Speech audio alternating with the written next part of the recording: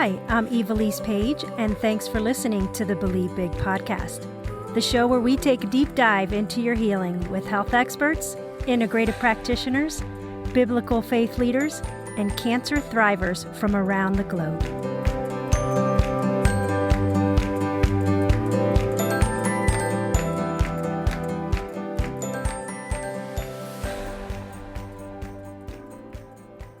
Welcome to today's episode on the Believe Big podcast. My name is Evilise Page, and it's an honor to spend this time with you.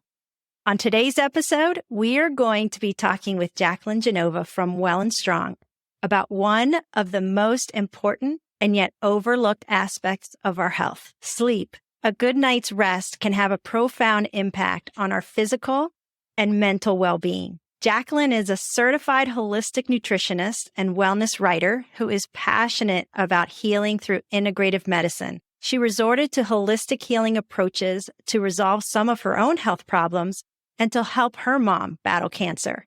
She is a graduate of Babson College, where she researched and wrote a thesis that advocated integrative medicine as an alternative to conventional cancer treatment. She developed a passion to share what she learned with others that led to her founding of Well and Strong. She believes in a holistic approach to wellness that addresses the root causes of illness and not the suppression of symptoms. Welcome, Jacqueline, to the show. Evilise, thank you so much. I am so excited to be here and chat with you. I know we had first connected, I want to say back in October through the Healing Strong podcast, but thank you so much for inviting me. I'm a huge fan of yours, of Believe Big, and of this podcast. So looking forward to chatting. We're so grateful for you. I know as an incredible writer and what you do at Well and Strong, I know you have many wonderful health tips. And so can you share your favorite with us? Absolutely. This is my favorite question. I look forward to all of your interviewees' answers whenever I hear your new episodes each week. But I would say mine is, do not underestimate the power of your mind or the words you speak. So we're living in this time right now where we are just tapping into the incredible science of the power of our thoughts in influencing our very own biology. There's been studies that have shown our thoughts are able to change not only our brain, but also our cells and even our gene expression, which is incredibly fascinating. And one thing I really love about this is the more I read studies like these, the more I'm able to draw connections and see the real life applications of what scripture has already said about this, that life and death are in the power of the tongue. So with that, I would just say to focus on speaking good things over yourself, over your healing journey. I personally am a huge fan of biblical affirmations. I'm always on my mom to say them every morning, but just speaking the word over yourself, because there's truly so much power in that. Yes, 100%. And it says that his word is active. So it's not something that was written so long ago and it doesn't apply to today.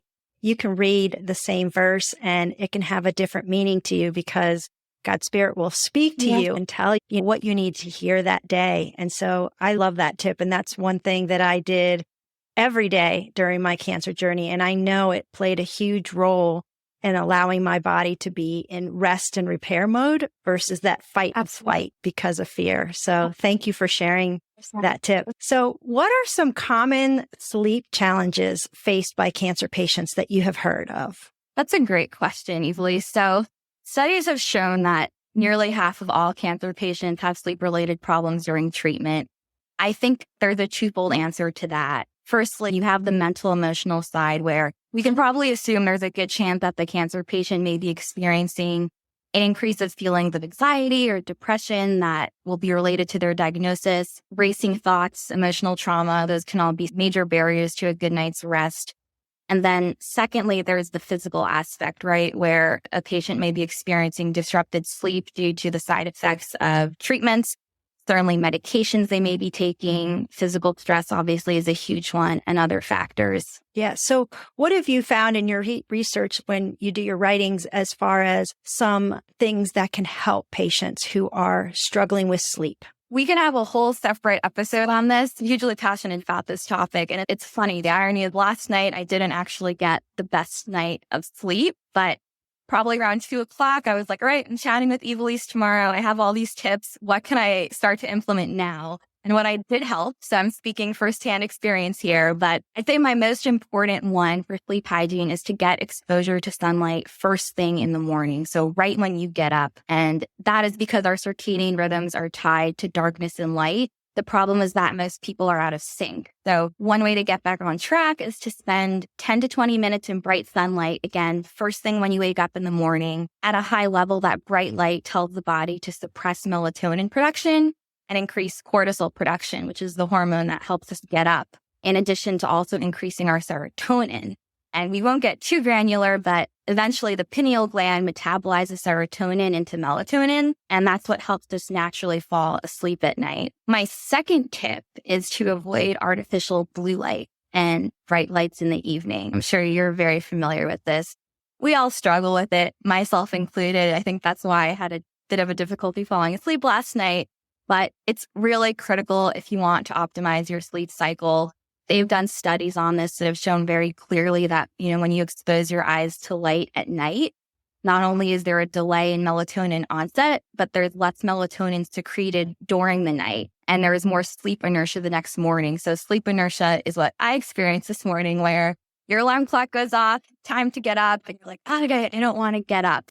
So rolling through your phone, being on that computer, those are some of the worst things to do right before bed. But recognizing that most people will still probably do this, I think to help mitigate artificial light, you can use blue light blocking glasses. Those have been very helpful for me. I think I had called you chatting about, I forget which company that had the different light bulbs as well that people use before bed, like the amber light, the red lights.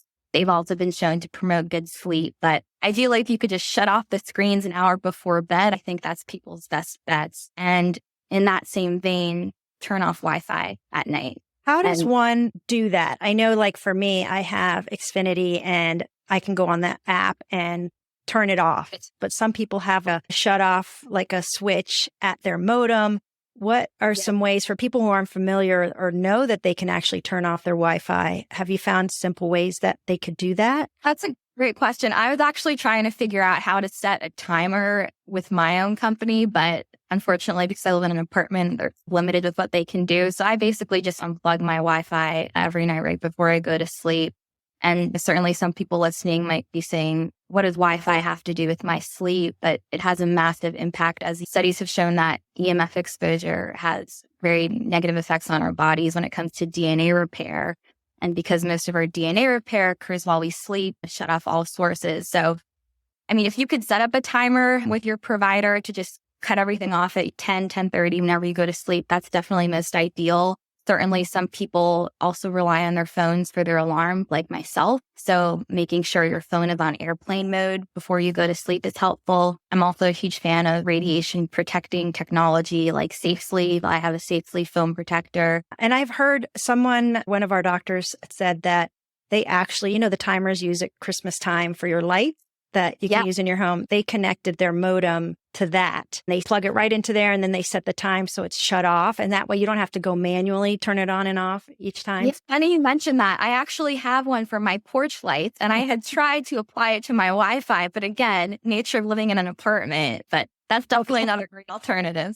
That's great. And then you also mentioned about light. What about for people who are not in like sunny Florida or California or Arizona when it's cloudy? Believe big home offices in Baltimore and it's cloudy this time of year. So what kind of light or what are some other options that you can do to get that sunlight in the morning that you need? I have quite a few friends in Seattle, Washington, where every day is raining. I will say, though, that red light is huge. There's also a light Amazon sells. I can't recall the name. I think it's like mood light or sad light. And for people with seasonal affective disorder, so folks can use those when you wake up. Again, stand in front of that red light. I have one from Mito that I really like, 10 to 15 minutes every day, first thing in the morning. I also think it's important to recognize that you don't necessarily need to have sunlight to get that exposure that you need. So just again, being outside, there are so many different factors of light exposure that just penetrate our cells outside of even just looking at the sun. And again, there's a whole other scientific explanation for that. But being outside, whether or not it's very sunny that day or cloudy, can still serve its purpose in terms of helping to optimize your circadian rhythm. Yeah, I agree. We just recently got a puppy and He gets us up at 5:45 every morning. And that's my one plus when I go outside and I have my coat on or my shawl on and I just face the sun. And it's a reminder, one, face the sun, God, and just say, Lord, thank you for today. Even though I'm tired of taking this puppy out right now, I am grateful for a new day. And then you're right, that light just really helps to wake you up. I also have the Mito red light therapy lights and love theirs. I used to have a Juve light that was great, but we're going to actually do a podcast on red light therapy because it has so many benefits. So I heard, and this is another topic that we're going to be discussing in the future, but I heard that alcohol, even one glass a day, plays a large negative role in the quality of sleep. What have you discovered about that? Yeah, it's funny. I listened to a podcast yesterday on this, and they basically said there is no safe level of alcohol when it comes to getting a good night's sleep. So I know there's been conflicting research on red wine, for example, can have some positive health effects with the antioxidants and polyphenol. Then that's all well and good. But again, when it comes to sleeping and optimizing your sleep cycle, no alcohol is the best alcohol. And I really stand by that. Certainly for people who do choose to imbibe, I think make sure that your last drink is at least 3 to 4 hours before you put your head on the pillow. I think that's definitely a good practice. But overall, I would say avoidance is the best bet. Yeah, Dr. Amen out in California has done a lot of research on it, and he's a brain specialist. And you see the MRIs of someone who has been drinking and then stopped drinking, and then someone who's never drank. And it is amazing the health of the brain and how it's impacted by alcohol. Let alone in the United States, it's so filled with chemicals and pesticides from the grapes and the wine and how it's produced. So outside of the toxins that could be in it, the negative effects on our brain and our sleep should be something that everyone should consider. Can sleep disturbances affect cancer treatment outcomes? Absolutely. And the simple answer to that is that sleep is one of the most powerful regulators of our immune system. I recall reading one study that took a group of healthy adults, limited them to 4 hours of sleep for one night, and found that their natural killer cell activity dropped by 70%. And that is very scary. For those of you who are listening who aren't familiar with natural killer cells, they play a pivotal function in cancer immune surveillance. So you could think of these cells as the body's first line of defense in being able to recognize and eradicate malignant cells.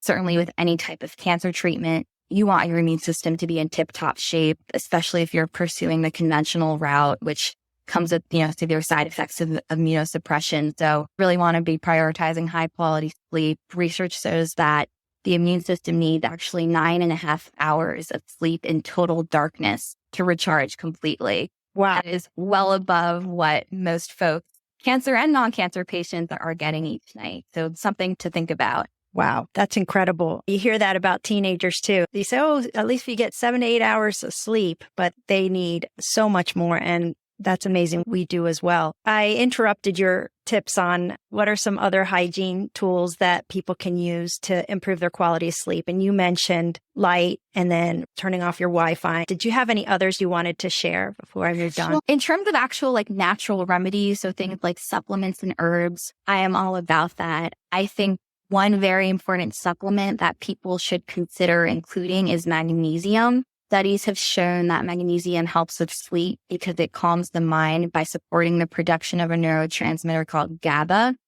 You can certainly increase your magnesium through nutrition, so focus on eating things like green leafy vegetables, nuts and seeds. Pure dark chocolate and avocados are my two favorite magnesium-rich food sources. I have those every single day, as does my mom. You can also opt for a magnesium supplement. So in general, magnesium glycinate and magnesium citrate are best absorbed by the body. I know there's so many different forms out there, so those are probably the most common ones taken for sleep. But certainly with that, always check with your doctor before introducing any new supplements. I know cancer patients are on quite a few of those already.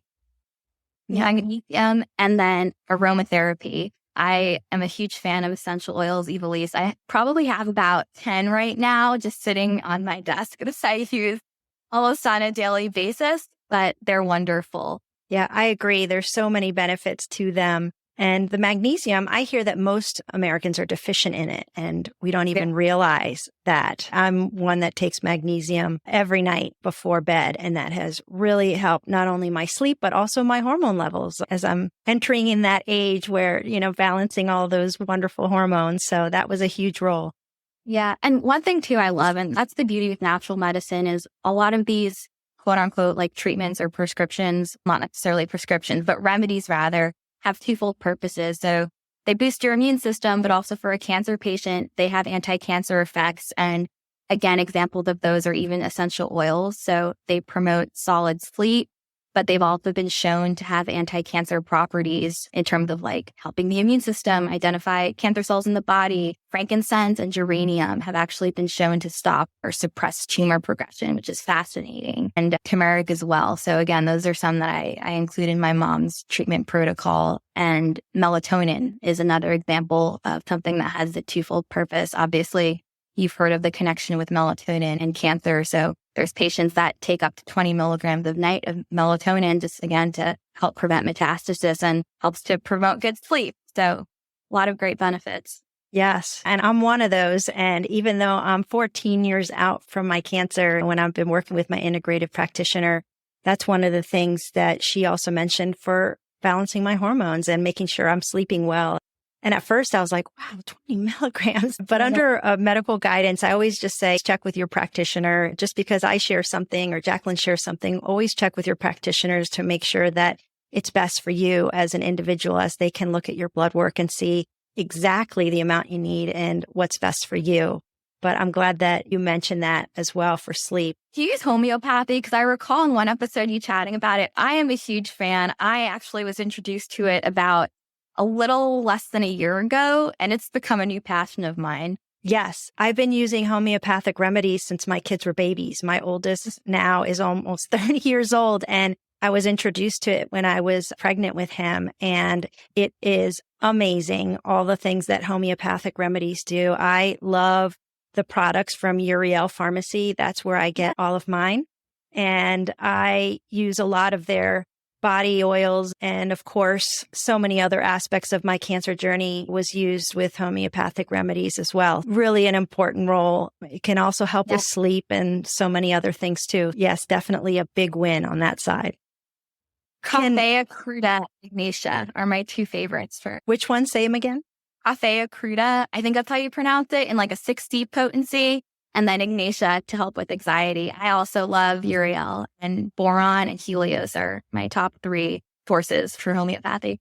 Yes. And what's so great about it is you could take the whole bottle and it wouldn't harm you. You can find them most in grocery stores like Sprouts or Wegmans, wherever you are, and pharmacies now. They have the little blue vials. If anyone's interested, we'll put in the link to our homeopathic episode that I did with Mark McKibben a few weeks back. When I have friends come over, I have a whole cabinet just dedicated to all of my remedies. It's like a mini pharmacy. And they're like, what is this? But it takes a while to explain. And then once I do, they become interested. But for those who haven't heard or checked it out, I highly recommend exploring it. It's an incredible field. Yeah, wonderful. So you mentioned earlier as part of your best health tip, and it's a side that I think a lot of people don't really focus in on. So whether it's cancer or whether it's a sleep disturbance because of your cancer or even a healthy person struggling with sleep, we always focus in many times on the physical side, which is a factor, of course, your external environment and what you're eating, what you're drinking. We know that plays a role, but one aspect that really isn't mentioned a lot is the role that mental health plays in sleep disturbances for patients. What can you share about that? Absolutely. Mental health is huge. Obviously, we've seen this just from the past 3 years with COVID, but I think the irony with this question is that sleep problems themselves can contribute to the onset or worsening of different mental health problems. It's a vicious cycle if not addressed properly. So it's definitely critical for cancer patients to address their emotional health just as much as their physical health. One of my favorite therapies is the EFT technique. I'm sure you're familiar with this, but for the folks who are listening who are not, it stands for the Emotional Freedom Technique. And it's essentially just the practice of tapping on different acupressure points to help manage your emotions and troubling thoughts. So I found that to be helpful. I share that with folks. It's a very simple practice. You could put it into your bedtime routine, but just, again, focusing on things that calm your mind. I'm a huge fan of Epsom salt baths, reading, journaling before bed, getting your body into that parasympathetic state. Very simple practices, and you will feel the difference within at least a week or so. It's just a matter of being consistent. Yeah. And even as you're saying journaling, it makes me think of gratitude and how important it is to speak out loud those things that we're grateful for, even in a cancer diagnosis. Right before bed, just say, I am grateful for today. I'm grateful that you brought an amazing practitioners into my life. Just thinking of all the things that you're grateful for is such another great aid in that mental health aspect. And the studies that have been done on that are tremendous, and not only your health, but also in your ability to sleep. So I love that you shared. How can family, friends, and medical professionals help support patients who are having issues with sleep? Having a solid support group is critical, not only managing sleep, but just the cancer journey as a whole. And I think support groups can provide resources to cope with the stress and the challenges that patients often experience. With regards to sleep specifically, I think just the comfort of knowing you have a support group that is looking out for you, that is praying for you, and truly walking with you can definitely help to ease anxiety before bed. There is an organization, and I know you interviewed her, Susie, called Healing Strong. Highly recommend. It's essentially just a bunch of support groups, faith-based support groups for cancer patients, cancer thrivers actually, that enable people to connect with each other. And there's some incredible spillover effects, again, that can improve sleep quality from that emotional aspect, just in knowing that you're not walking alone. There are other people with you. So highly encourage people to check out Healing Strong as well. Yeah, they're an amazing organization. And yes, we will put a link to them as well if someone would like to check out that kind of a support. That's one of the things that really surprised me in my journey was when I'd walk in for my appointments. I had a really huge, strong support system with my church, with my neighbors, with my family. But I was shocked to see that not everyone has that support. And it broke my heart to see people sitting there alone and feeling alone. And that's one of the things that we always try and do at Believe Big is to let people know that we are there for them physically, mentally, emotionally, and spiritually, that they don't have to walk this cancer journey alone. And all those who are listening can be that support to someone else. And we really love the partnership with Healing Strong and letting people know all over the country that you can gather together and be encouraged. So it's a great organization for sure. And you just touched on a great point. The beauty too in recognizing that is healing is not just physical, right? It's focusing on spiritual and emotional healing as well. And just like you said, that's one thing I love about Believe Big and Healing Strong as well, is that it combines all of those. And again, it's so very powerful. What resources are available for patients seeking help with sleep problems? Sure. There's this blog called Well and Strong. That's my plug. Yes. But there is some great content on tips to optimize your sleep cycle. I know we touched on a few briefly, but for your audience, definitely give that a look. My site is wellandstrong.com. I've written a few articles. I have some other integrative experts write content on sleep-related items. I create a lot of content on my Instagram and other social channels, which are all linked on my website. I also do strongly encourage cancer patients to find a naturopathic oncologist with whom they could partner. So NDs can work with them in prescribing some of the supplements we had discussed, be it melatonin, herbs like valerian root, or even in some cases, homeopathy, all of which can be very effective. Patients can search for naturopathic oncologists on ONCAM, which stands for the Oncology Association of Naturopathic Physicians. And the beauty is that almost everything can be done via Zoom. My mom works with an incredible naturopathic oncologist who's based out of Boulder, so not too far from you. And it's been wonderful. So another great resource to check out. Yes. And also on our website, believebig.org, if you click on resources, they'll say find an integrative practitioner. And we list, of course, those who also specialize in mistletoe therapy, but we have MDs and NDs, DOs, and nurse practitioners that are a part of that list. So that's another resource for individuals who need help with that. Jacqueline, is there anything that you would like to add about sleep that we didn't touch on that you think would be helpful for those who are listening? I would just say, and I touched on this before, but having a solid routine is very powerful. So even if, again, it's just writing 5 things down before you go to sleep that you're grateful for, meditating on a scripture verse, oftentimes the thoughts you have before bed will truly also dictate the quality of your sleep. So focus on good things, good thoughts, stick to a routine, know that you're not alone, and take everything a day at a time. That's great advice. So thank you so much for joining us today on the podcast and all that you do for individuals to have a better life and to thrive. So we really appreciate you. Thank you, Evelise. I appreciate it.